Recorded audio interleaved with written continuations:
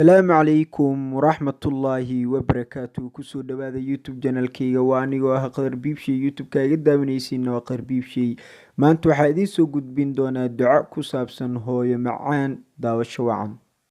allow haddaad aragto hooyo dambaabaysa allow u dembi dhaaf allow haddaad aragto hooyo murugaysan ilaahayow qalbigeeda farxad geli allow haddaad aragto hooyo faraxsan allow u dhammaystir farxaddeeda allow haddaad aragto hooyo xanuunsan allow caafimaad taam ah sii allow haddaad aragto hooyo dhibaataysan allow dhibka ka qaad allow haddaad aragto hooyo daalan allow daalkeeda ugu bedel ajir iyo xasanaad aan la soo koobi karin allaahumma